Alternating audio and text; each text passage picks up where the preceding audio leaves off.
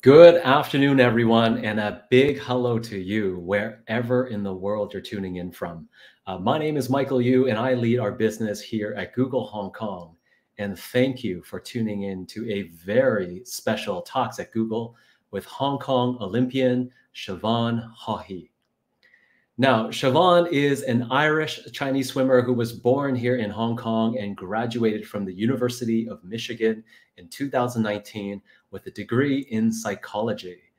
She won 2 silver medals for the women's 100-meter and 200-meter freestyle races at the most recent Tokyo Olympics, making her Hong Kong's first swimmer to win at the Olympics medals and Hong Kong's first athlete to have won 2 medals in a single Olympic game. She also became Hong Kong's first world record holding swimmer after breaking the women's 200-meter freestyle record at the 15th FINA World Swimming Championship in 2021. So welcome, Siobhan. Please say hello to everybody.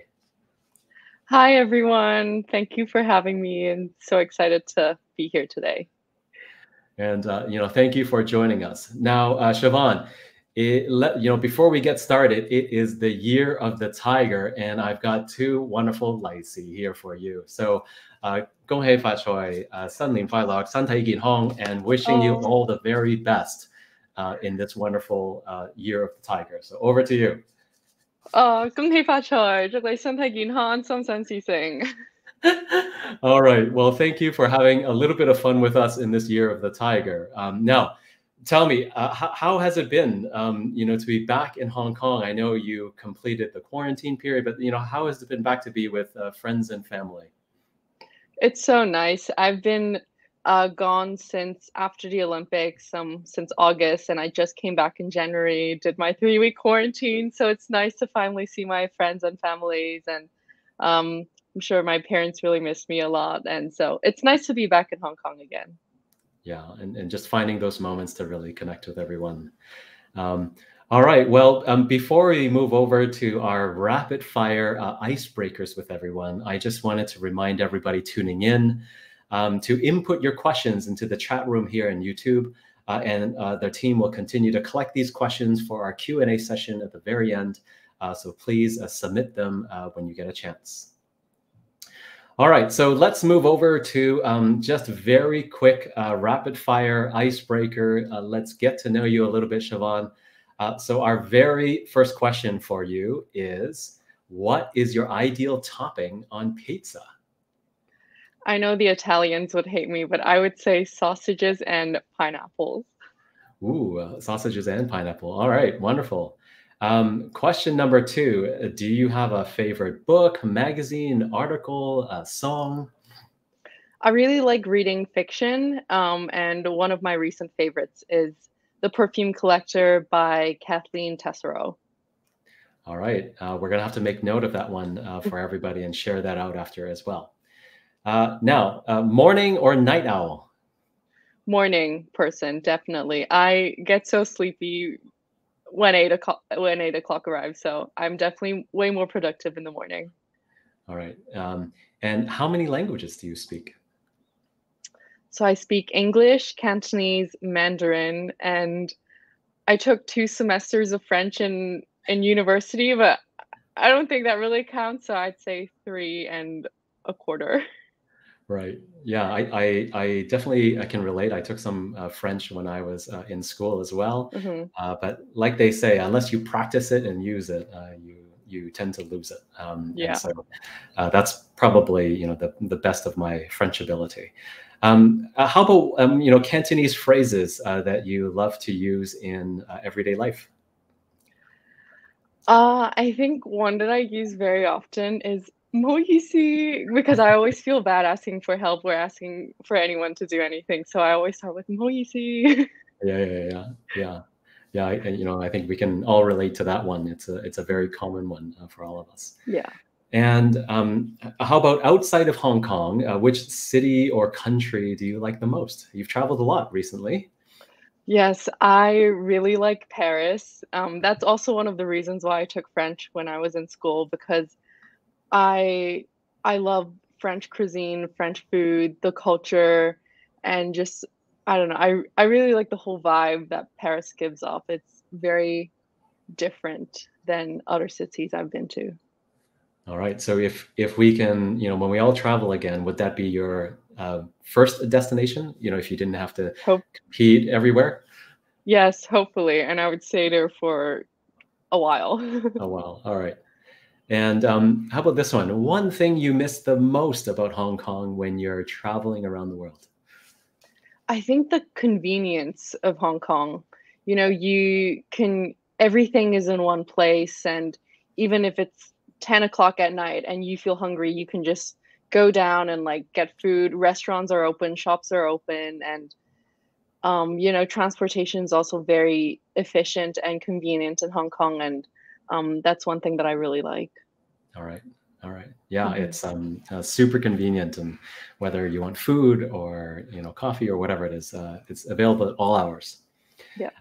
Now, how about this? When you're traveling, what's the one thing in your luggage that you always bring with you?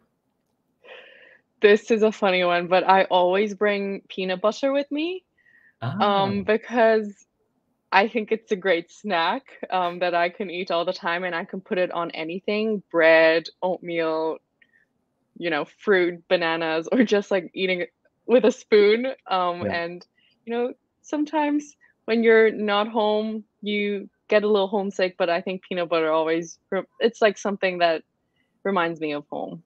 right. And Mhm. do you prefer like smoothie, crunchy, or? I go through phases. Now I'm in Okay. the smooth peanut butter phase, but I think a few months ago, I really enjoyed the crunchy ones. All right. All right. And our last quick question here is your most memorable moment from 2021.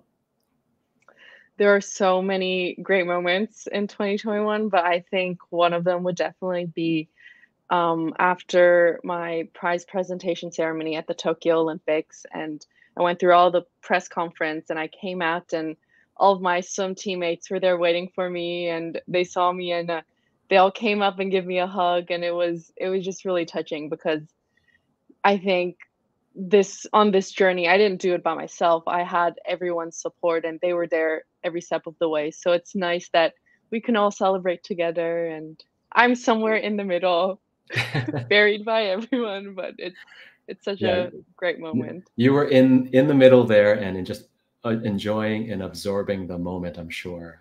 Yeah. You know, and I'm sure it was like a rush of emotion and feeling, throughout that whole moment as well. Yeah, it was great. All right. All right, and then so let's transition just very quickly there. Now, from that incredible moment, I'm sure our audience would really be curious about sort of your journey. And Mm. so, how about you tell me a little bit about how you chose this sport? Yeah, so I didn't start swimming because I wanted to. I started swimming because my parents thought that swimming is a very important life skill, especially living in Hong Kong. We have beaches everywhere. They want to make sure that in case of an emergency, I could at least save myself. So my sister, who is 2 years older than me, she took up swimming lessons. So then when I was around 4, I did the same thing as well. And then I kinda just, like, kept swimming, and even though at that time I also did other different sports, like rugby, tennis, dancing, but I think eventually I think that my swim coaches saw potential in my swimming, and they told my parents that, like, "Hey, if she keeps swimming, maybe she'll be pretty fast. So maybe she shouldn't give up that easily." And I didn't really like swimming at the beginning, but slowly I kind of met more teammates and they kind of made swimming a lot more fun for me. And I started going to different competitions and I saw, my level of skills, and I thought, maybe I could do this." And then I just kind of kept going, and um, I swam in college, in the US, and then after Mhm. that, I graduated in 2019, and originally it was just a year until the Tokyo Olympics. So I thought, okay, maybe I'll just give this a try and become a professional swimmer for a year until the Olympics. But then that got postponed, and I guess the rest is history from there. The rest is history. And so Yeah. was there like a moment way back, between your parents encouraging you to swim and somewhere between liking it but not loving it, that you decided like, hey, actually this is going to be cool, like we could have something here? Or was it like more at the very end that it happened? Honestly, I think it was more towards the end. Mm. For the longest time, I thought swimming was the most boring sport ever. Because you just put your head down and you're just swimming up and down the pool, looking at the same black line every single day for 2 hours straight. Um, and you can't really talk during swimming because you get 10 seconds rest at the wall and then you have to go again. Mm. But I guess slowly, like I said just now, I met more friends in swimming, and so I viewed going to swim practice as a chance to hang out with my friends for 2 hours. Right. So it made it more bearable. But I think, I really started enjoying swimming a lot more when I went to university in the US. And I think just the whole swim culture there, the atmosphere, the coaching style, everything was very different. Yeah. And it made it a lot more fun. And that's when I really like thought more about, swimming and like how to get better, how to, like focus on all the details, and it seems more meaningful to me, and then I just like really enjoy it now. And you enjoy it, and this is your life and your passion combined into Hmm. one. So how about like the history of deciding on freestyle, right? Like, I remember as a kid, usually in swimming, they make you do everything, right? Hmm. From side stroke to breaststroke to you name it. How did you decide on this one? Yeah, so when I was younger, you have to do all four strokes. And I also think that as a younger swimmer, you should be swimming all four strokes. You shouldn't like just stick to one so early on because you want a more all-rounded development. Hmm. So I did the individual medley, which means in a race you actually do all four strokes from fly to back to breast to free. Hmm. And then slowly, I think my coaches think that my breaststroke is pretty good. So then we kind of narrowed it down to like breaststroke and freestyle, and um, we kind of like swam both. But then it was like when I was in college that my coaches were like, "Oh no, like your freestyle is like pretty good. You should, really focus on that." So I didn't really narrow it down to freestyle um, until I went to college when I was around 17 or 18. Wow, that's pretty amazing that actually it happens. So it's like so late, right? And then Hmm. you decide to focus, and then I mean, all the success that you've seen around it. But I guess that Yeah, foundation has really made it good for you, doing yeah. all those four strokes early. Hmm. Oh, very cool. I didn't know that that's actually how it progressed. I don't know if that's how it is for everyone, but for me, I kinda did a bit of everything and then only really narrowed it down until really late. So, yeah. Yeah. Now, a lot of the time when we, hear from Olympians and things like this on YouTube, and I've been watching some videos, but like, there's a lot of sacrifices that you've probably had to make throughout your life. Like, can you share a little bit of what that feels like, or what those are? Yeah. I think if you asked me this question when I was a little younger, maybe before I went to college, I would say, "Oh, yeah, I made a lot of sacrifice and, the sleep, no time hanging out with friends on weekends, instead of going out, I have to be catching up on school and studies and stuff." But I think in the past few years, I see it a little differently. Instead of thinking that it's a sacrifice, I just think I'm just making a decision. I have these two things. Tonight, am I going to study and then go to bed early, or am I going to, go to my friend's house, watch a movie, and then come back to do my homework and then go to bed?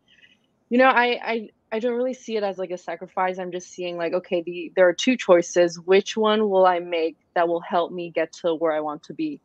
Hmm. So then like you're kinda using a different perspective to look at things. You don't feel like you're losing something, but you're actually gaining something because you're making a decision that will help you in the long term. So I think, like, yes, in the past, I have to maybe give up when I was still a student athlete, when I was still in school, I have to give up some sleeping time so that I can catch up with schoolwork because probably I was training a lot or I was competing, or definitely a lot of um, I don't get to see my friends that often because I always have early morning practice and I can't stay out too late. And on the weekends, instead of having fun, sometimes I need to stay at home and do work. But those are choices that I Mhm. made, and I don't really regret them. And now I don't see them as sacrifice. Yeah. And sometimes depending on the choice you make, right? Like you say, like you may actually go and do that, and that's okay too, Hmm. right? And Yeah, yeah, sometimes you go focus on your training, because yeah.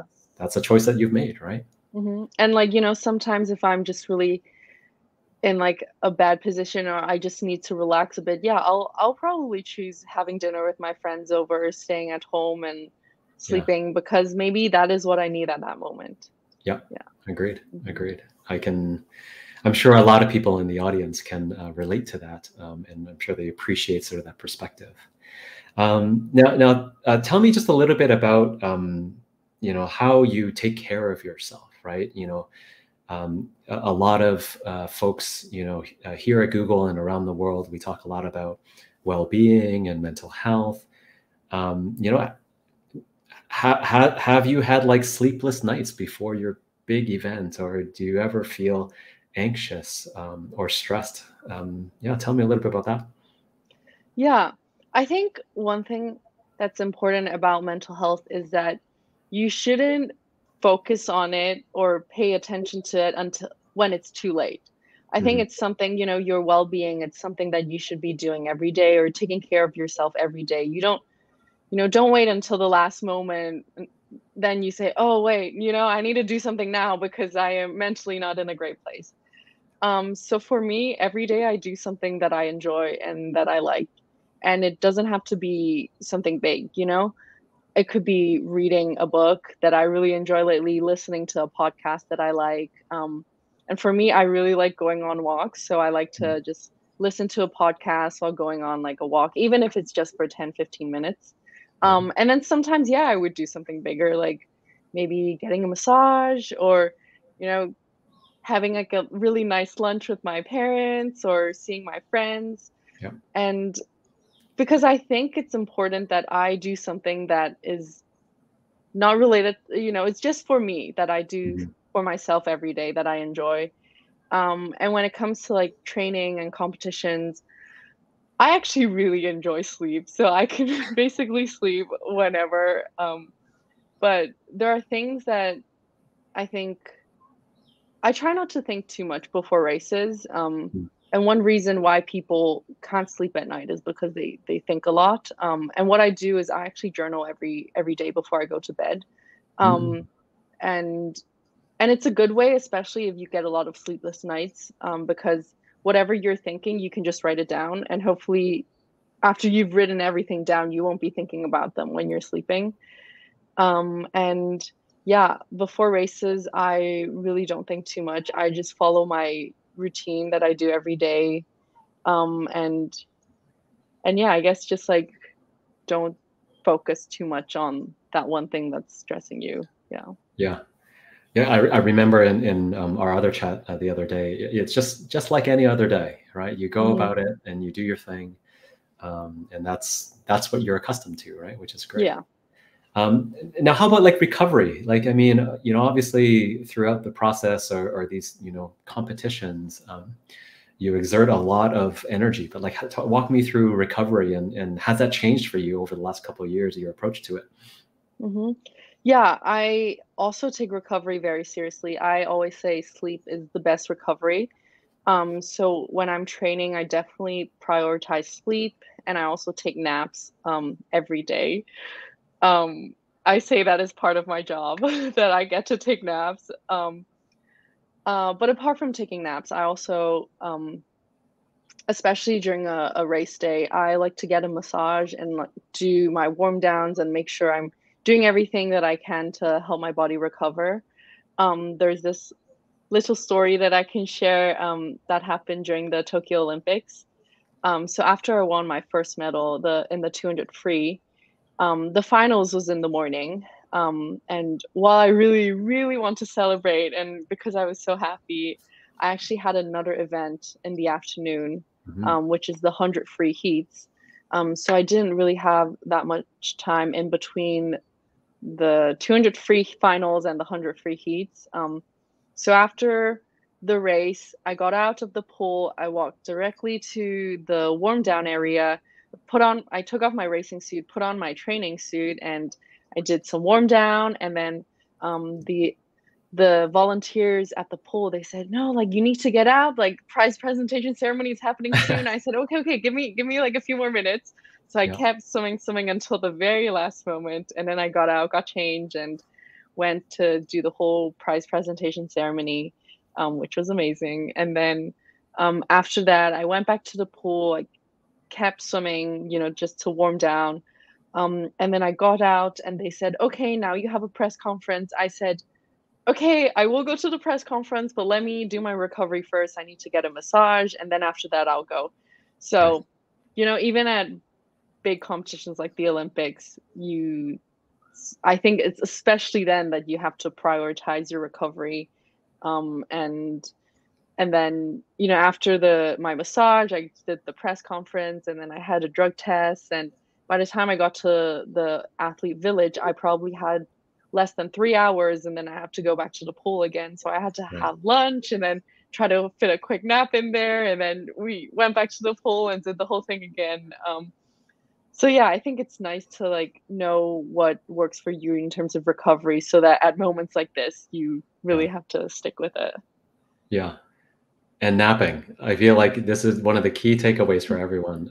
I definitely enjoy my nap too when I can get a chance to do it over the holidays. Yeah.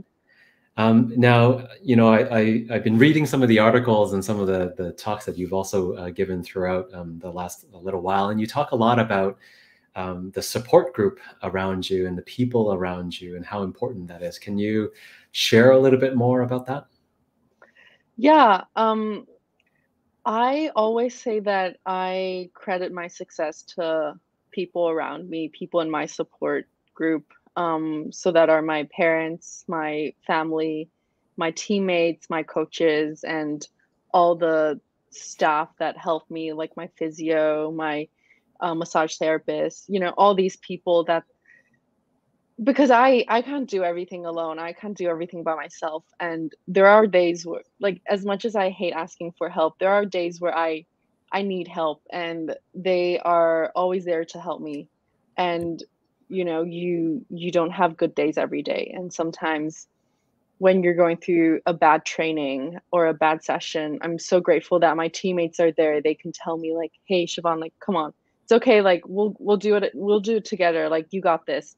It's nice to have them to cheer for me. Or, if I'm just having if I'm upset about something, I can always call my parents and talk to them, and they're always there for me. So it's important that you find your group of people that you can rely on no matter what you're going through.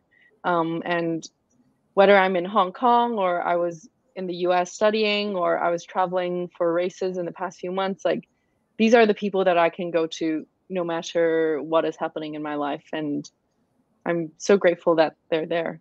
Yeah. Yeah. I can relate. I think just even having this conversation, like the ability to just pick up the phone and talk to people, or even just catch up with my parents, right? That really helps. Now, there's been a lot of press, around your incredible success, from your Olympic medals to your world record, and but I'm sure that there are one or two moments that you're very proud of beyond those, right? Would you mind sharing some of that actually with us? Yeah, I think one to me is graduating from university, from college. I don't know, because I was born in 1997, and for my kindergarten 3 graduation, we had SARS. For my primary six graduation, we had swine flu. And then for my secondary school graduation, I was already in the US, so I never went to any graduations. So the fact that I was finally able to go to a graduation and it was in college, it was a like amazing feeling. And the University of Michigan has the biggest football stadium in North America. I think it's the third biggest football stadium in the world. Wow. And our graduation was held in the football stadium. And it's a surreal moment. Like I'm not someone who gets emotional easily, but I was, you know, I got this feeling that I couldn't explain on that day, you know, seeing all the other graduates and finally got to wear my cap and gown that I've never worn before. And just knowing that what I've accomplished in the past 4 years, being able to balance school and swimming and did decent in both. That Yeah. was I was really proud of myself and it was a really happy day. Like my parents flew all the way from Hong Kong to the US so that they can attend my graduation, and that was really special. Yeah, yeah, and gosh, I can't even imagine being in a football stadium and having a huge graduation, and everyone cheering you along. It must have been such an incredible memory. It was, yeah. Now, just for all of our aspiring athletes and those tuning in from around the world, any advice on goal setting for this year of the Tiger? Yeah, I think, you know, setting a goal is great. That is always the first step. But what's more important is what you're doing after that. Because all the Olympians, all the athletes who go to the Olympics, they want to medal.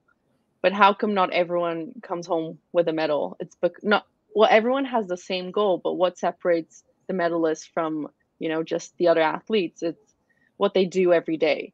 You have to understand that success doesn't come overnight. I'm 24 and I've been swimming for 20 years.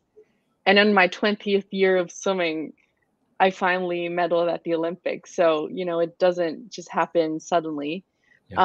It's important that you do tiny things that will help you achieve your goal every single day, sort of like a habit. And there's a story that I can share.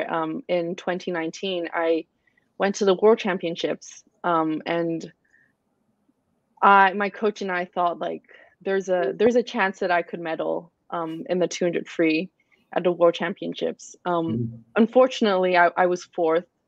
It was really close. It came down to 0.2 of a second between the third place and me. I was pretty devastated, even though I went a personal best time.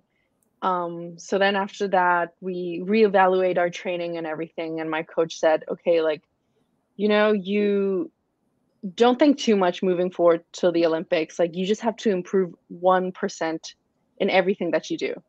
1%, if you think about that, it seems very manageable. And he did the math. He said, okay, like your time at the World Championships, it was 1 minute, 53 seconds, 53.9 seconds. And 1% of that is 1.1 seconds. So every day since then on, when I was training, I'm thinking, okay, I just have to do 1% better in everything that I'm doing. And then when the Olympics came, I dropped 1.05 seconds, which is close enough to 1.1 seconds. But I guess my message here is that like yes, you have to set a goal, but then you really have to think about what you're going to do to achieve that goal. And it doesn't have to be anything, you don't have to make drastic changes. You just have to improve 1% every day. And that 1% really adds up in the end. And yeah, it also seems a lot more manageable and less scary when you think about that. Yeah, it's coming back to those, you know, core fundamentals, right? It's I'm sure even a goal like that you can continue actually from here. It's just 1% improvement again, right? And yeah, so you can really break that down and then make it more achievable. All right, well, so we've talked a lot about your journey and you know, some great advice for everybody out there on goal setting as well. You know, tell me what living your passion means to you. I think living your passion means doing something that you like, and hopefully you can do that every day. And for me, I think I'm very lucky that my I can also make a living out of my passion, which is swimming. I never see swimming as my job, even though I guess my job title is an athlete. But I just really enjoy swimming, and I really like swimming so much that it just doesn't seem like a job to me, because to me, I the word job kind of has a negative connotation to me. It kind of sounds like it's something boring and something you just do. But I think I can get a lot out of swimming, and it's my passion. And I'm so grateful that it is also considered my job. And I know not everyone is in the same boat, and some people like actually need a job, and their passion is probably not their job. But I think it's also important that you do something that's related to your passion. Say you love writing and you want to write a book, you want to become a writer. Yeah. Um, and maybe every day or every week you find a few hours just to work on your writing, work on your book. And even though maybe you have a day job and it has nothing to do with writing, at least every day you're doing something that you enjoy and it's your passion. And hopefully slowly, you know, months later, you finally write this book. And if it gets published, great, Yeah. you get something out of your passion. But even not, like, you at least wrote this book for yourself, and you can, you're still accomplishing something. So I think how big or how small your passion is, it's important that you like feed it every day so that it kind of grows. Yeah. I see a theme coming here. You feed your passion every day, and then even the choices that you make, they're Hmm. your choices, and Yeah. they're great, right? And so I can see how this is weaving into your overall ethos, Um, and how about tell me about the important people in your life. You've obviously mentioned your parents, but yeah, Hmm. tell me a little bit more about that. Yeah, I definitely think my parents are um, very important in my life and my family too. So this photo was taken in 2018 at my sister's graduation. Mhm. And it's funny because when this photo was taken, all four of us were in four different countries. My mom was working in Hong Kong. My sister was studying in Ireland, in Dublin. I was in the US, and my dad was temporarily working in Bahamas. So Okay. all four of us had to, well, I guess my sister was in Ireland, but the rest of us had to fly in to see my sister for graduation. And I guess since my sister and I left for college, the four of us were rarely together. Mm. So it's a great moment that we can all reunite. And that was also the time where I had a foot injury. And because of the injury, I couldn't train. And I also had to pull out of Asian Games that year. So it was really hard for me. But it's nice that even though those are probably like one of the lower times of my life, like I can still rely on my parents and my family and to see them, and it makes things better. Yeah. Yeah. I think just Hmm. great time with them, right? And yeah, time well spent, I guess. Yeah. Um, so how about like earliest memories as a kid? Yeah, I some of my earliest memories somehow are also at the pool. Um, I remember when we were younger, we lived in this like estate where there are three different buildings, and all three buildings share like very small swimming pool. It's a 25-meter pool, so residents can go to the swimming pool whenever. And then in the summers, on the weekends, my parents would take my sister and I down there, and we were just like splashing waters, and we bought all these floaties and all these Yeah. different different fun toys that we can use at the pool. And it reminds me of like really good times when we were younger. um but then I also remember times where, like, so that was probably before I actually took swimming lessons. Yeah. um So probably when I was around 3 years old. But then I remember when I actually took swimming lessons, maybe when I was around 4 or 5, um, I would arrive at the pool and I would just start crying because I hated swimming so much. I was probably the loudest kid at the pool, because I was crying so loud and the coaches didn't know how to deal with me, but, um, yeah, for some reason, those 2 memories really stick out right now. Yeah, yeah, yeah. Well, yeah, I think by the pool, both happy and, you know, kids being kids, right? Yeah, yeah. Yeah, I know my young one is a professional, crier and screamer. So, that's who he is. Well, how about fun nicknames? Do you have any fun nicknames? I do have 2. The first one is from my, secondary school classmates, because when I was in secondary school, I was always the class monitor, Oh, and in Chinese, it's banzheng. yeah. So then my friends just, like it just stuck with them, they just call me banzheng. Even now, I think, 7 years out of secondary school, 7, 8 years, they still call me Banjo every time I see them, and I'm 24, like, I'm not in school anymore. Yeah. But yeah, I guess, they just like calling me Banjo.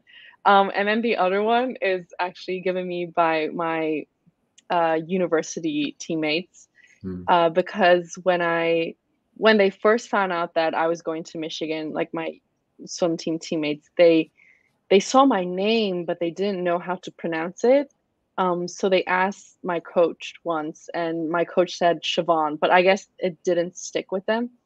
So there's this yogurt brand in the US. It's called Chobani, Right. and like I guess they didn't remember Siobhan, but they remember. Oh, it sounded something like Chobani. So they just started calling me Chobani the first day I arrived, Right. on campus, and I wasn't sure. I was like, "Are they calling me, or is there another girl called Chobani?" But also, I came from Hong Kong, so I didn't realize there was a yoga brand called Chobani, and then Right. later on, someone explained it, and then I was like, "Ah, that's funny." Yeah. So yeah, up till now, like, my friends still call me Chobani. They still text me, "Chobani." Yeah. Um, so yeah, I guess those 2. Very cool. And very, very good Greek yogurt. Yeah. Yeah. Um, all right. So I think you've mentioned in the past that you really enjoy, taking care of kids and psychology as a passion point. Can you tell me a little bit more about that? Yeah, so I always knew I wanted to study psychology in university. And I thought at first I wanted to do sports psychology because that's what I was familiar with. And then I went to university, and Michigan didn't offer sports psychology. So then I started taking other courses, psychology in other areas. Right. And then I realized I was really interested in child development. Um, and so then I was majoring in that. And um, throughout my whole university life and even the year after university, I got a lot of working experience with kids. So at one point, I was teaching 7th grade, like, health and fitness. So I was going to a public school and be a teacher and to teach Nice. them. I did research for half a year on kids between the age of 2 to 5, and we did some really cool research. And then after I graduated, I was still in Michigan training, and I decided to find a kind of like a part-time job. So I was working in a preschool, and I was taking care of babies between the age of 6 and 18 months. Wow. And that was the great experience. I Yeah, so I guess, I was always interested in psychology, and then I realized I am also interested in kids, and, Mm. so hopefully in the future, I can do something in the field of kids, child development, and psychology, because I think it's important that kids have a healthy and safe environment that they can grow up in, Yeah. because what I learned in school is that your childhood really determines your life outlook and your adulthood. So Yeah. I think, kids deserve to grow up in a happy and safe environment. And hopefully I can do something about that. Right. Like, I mean, your life probably fully revolves around swimming, but do you think a lot about the future or what's after swimming? Yeah, I actually do think about my life after swimming a lot, because I know swimming won't last forever and I can't do this forever. So I'm, you know, like have lately I've been trying to figure out things and what I want to do in the future. And I think I want to become a clinical child psychologist. Okay. So I also want to go back to school and get my degree so that I can get my license and actually practice. But that comes with a lot of questions like where am I studying? When should I start studying? Where do I want to work? All these questions. So, I don't have my life figured out. And like a lot of people, I'm still trying to figure things out. Yeah, like all of us. I think even Mhm. for many of us who have been working for many years, we're still trying to figure it out. So, Yeah. I think it's experimentation, it's talking to a lot of different folks, and then Mhm. just seeing where the path takes you, right? Yeah, exactly. Very cool. Well, I know I've had the pleasure of peppering you with lots of different questions and learning from your experience, but I know our audience also has a lot of really cool and fun questions, I'm sure. So how about we move to just the open Q&A portion here. Yeah. And so if I can ask the team to maybe put up our first question.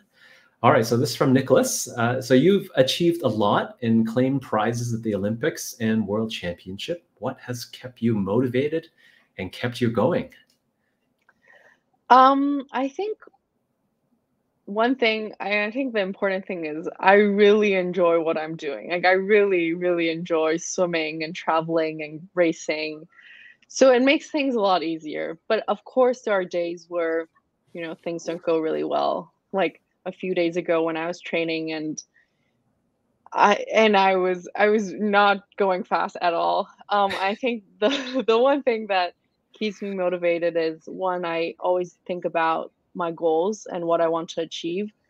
Um, why am I putting my body through all of this hard work and what's the point? It's Yeah. because, I want to achieve these things. So that helps. And then the other thing is just y- in terms of swimming, if I am not sewing fast like the other day. Instead of focusing on the times, I would shift my focus and focus on the details. And, I was like, okay, maybe I'm not sewing fast right now. Okay, I'm not sewing fast, so let's focus on something else. So I focus on my details, I focus on the tiny things that I know if I focus on them in the long run, it'll make me a better swimmer. So I think sometimes shifting your perspective or shifting your focus will help you keep going. Right. Mhm. Cool. All right. Binyuan, are you following the Beijing Winter Olympics and any Olympians that are getting your attention? Aileen Gu, maybe. Yes, Ilingu, I actually found out about her before the Beijing Olympics, because I was reading this article about athletes who switched their nationalities to compete in the Olympics, Yep. and I that's where I first heard about her name, but I didn't realize how great of an athlete she is until she won gold, and then I started reading a lot more about her, and wow, she's an amazing athlete, amazing person, and she is now my new role model, even though she's only 18. I know she's going to Stanford in September, and she has accomplished all these great things. And yeah, so I guess, yeah, I have been following the Winter Olympics. I think the other athlete I also look up to is Chloe Kim. I think she's also really young, and she won her second gold medal at such a young age. And you know, it's encouraging to see there are great athletes, um, up and coming athletes, and they're already achieving great things at such a young age. So I can't imagine what their career would look like in the future. Yeah. Sounds like you're going to make some connections with everybody after this and Hopefully, continue. I mean, I would love to be their friends, but you know. Yeah. All right. Next question is from Jonathan. So welcome, Siobhan. We are indeed very proud of you and can't thank you enough. What do you hope to see in Hong Kong's sports scene, and what do you plan to do? I hope that more young kids get in touch with sports, because I think Hong Kong is still a little bit more academic heavy. And when I was in the US, I realized how common it is for kids to play at least one sport growing up. Yeah. And I know a lot of my secondary school friends, they didn't really play sports growing up. And so, you don't have to become a professional athlete. I just think through sports, you can learn so many great things like discipline, time management, how to handle pressure, teamwork. You have all these great qualities that you can learn through playing sports. So I think, it would be great to see more kids grow up playing sports. And hopefully the government can also offer more, I don't know, like make sports more accessible to everyone. Right.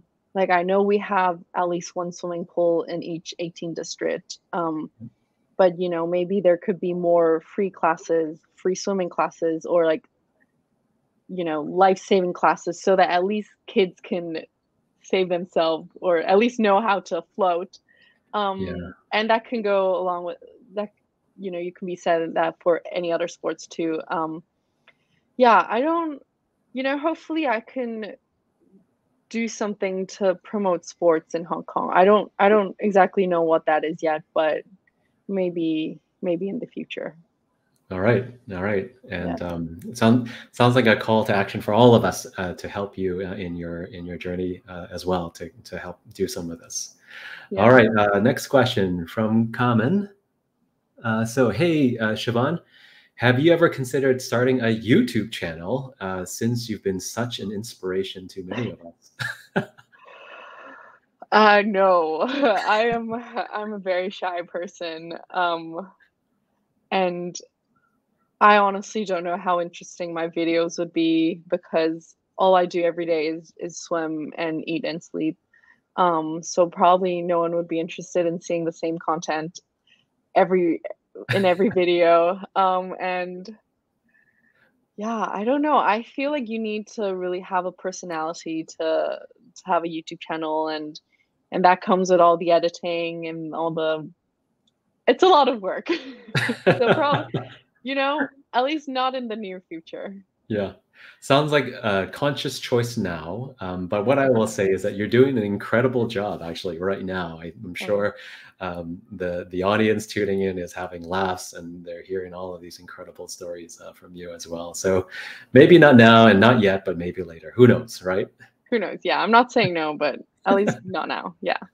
All right. On to our next one. Phillips, so what's in your mind when you swim in winter season, especially in freezing temperatures? Yeah. The good thing is I always train in an indoor pool, so we have indoor heating. Doesn't mean the pool is hot, but at least the surrounding air is. But when I was training in Michigan, for those of you who don't know, Michigan is very cold. It gets down to negative 40 degrees Celsius. And at that point, Celsius and Fahrenheit is the same because it's so cold. Yeah. But in the winters, after training, we would walk out of the pool and with wet hair, and our hair would freeze. And it's very important that you don't touch your hair at that time, because it's like a stick. It's a very thin stick, and if you touch your hair, it breaks.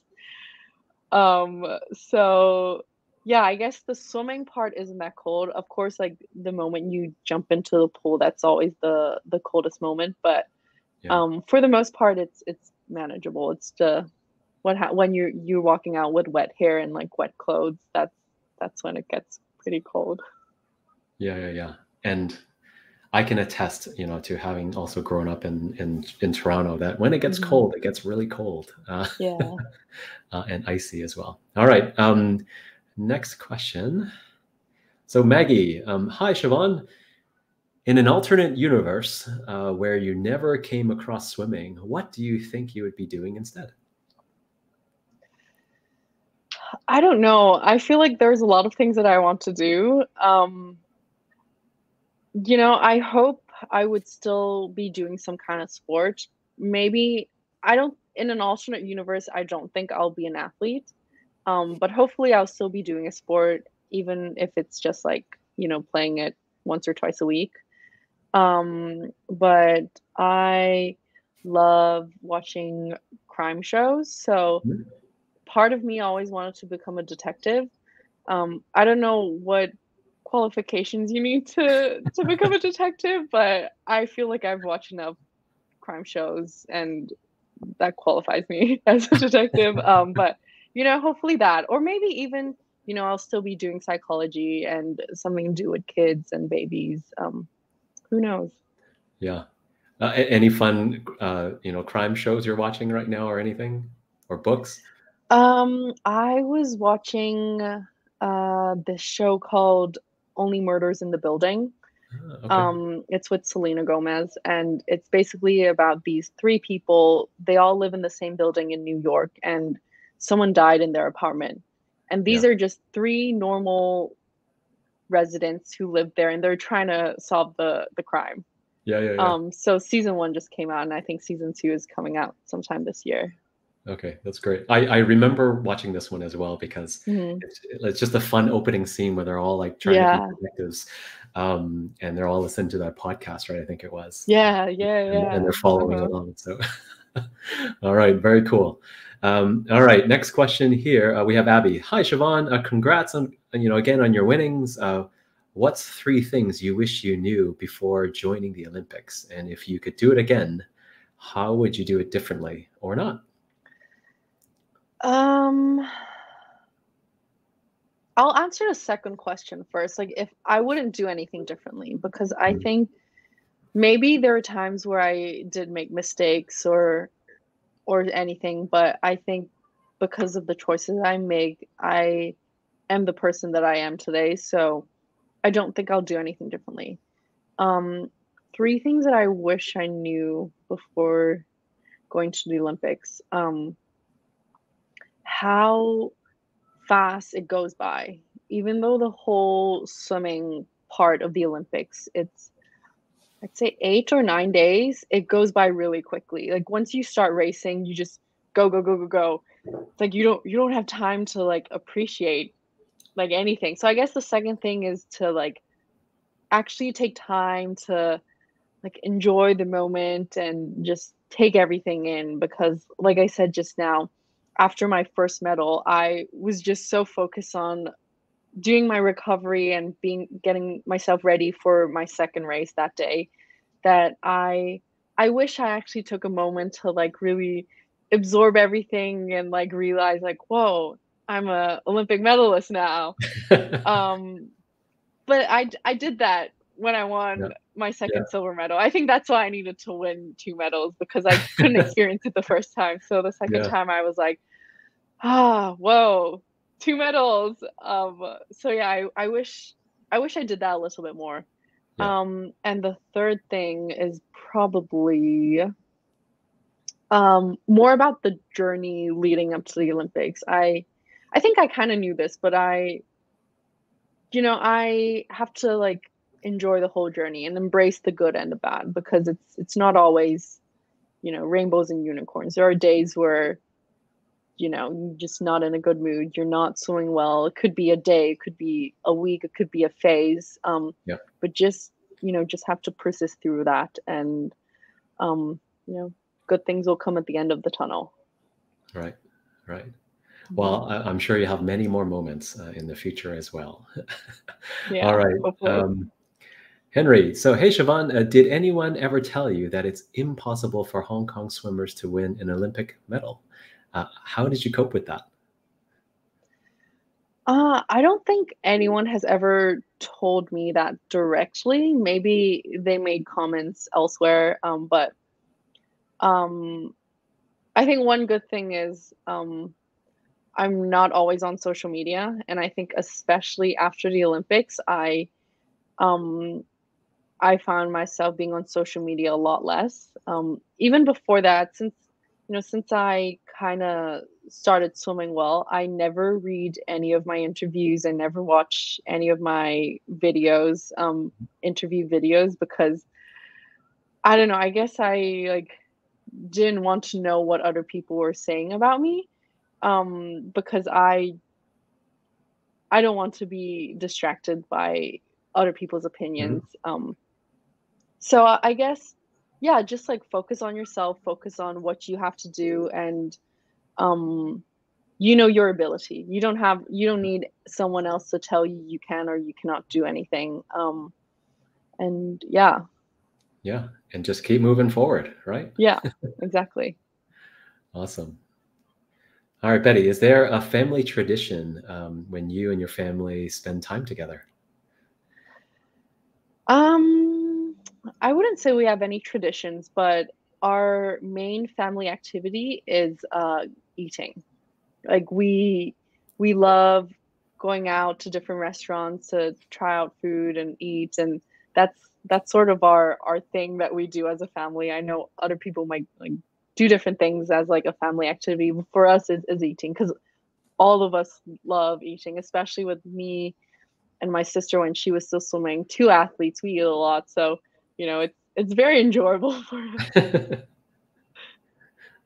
Yeah, food is a connector for everybody, I think, for a lot of folks Yeah. at least. Hmm. All right, next question. Bert, proud of you, Siobhan.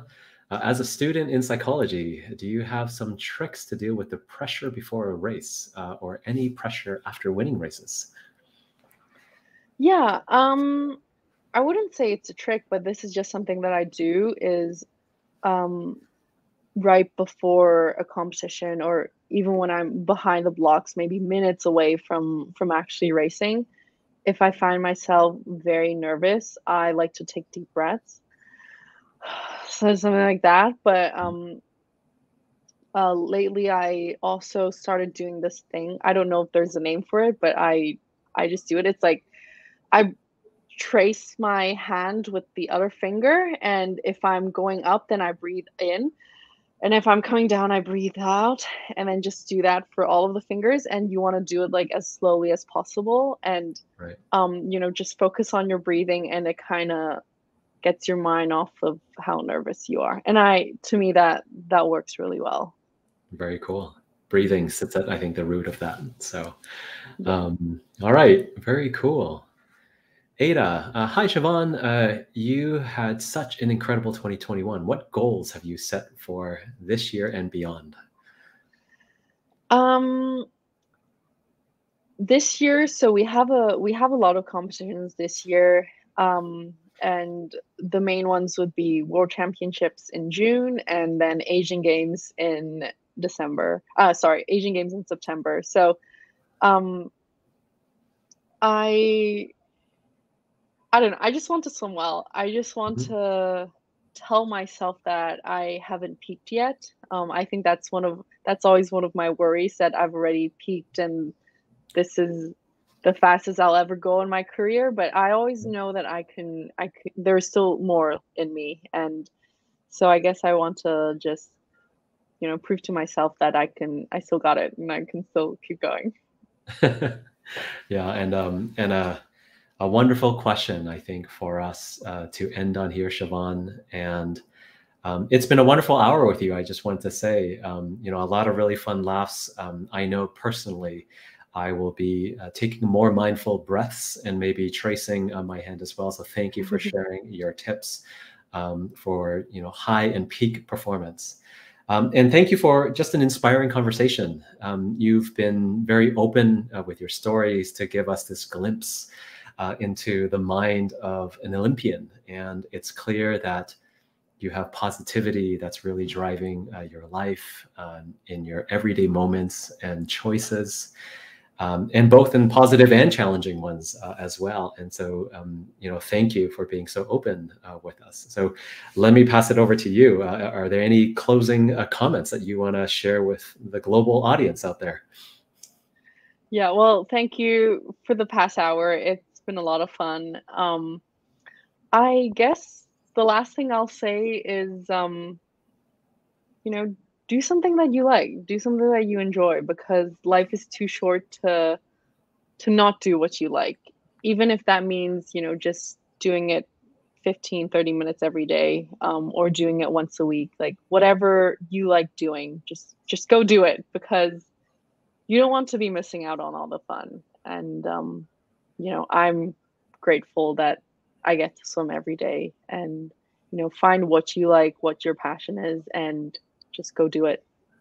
Yeah, I mean, just go do it. So from all of us around the world and tuning in later, I'm sure we will continue to cheer for you as you break through into all of these new moments of the year and many years to come. So we wish you all the very best in Thank you. this year of the Tiger. Thank you so much. All right.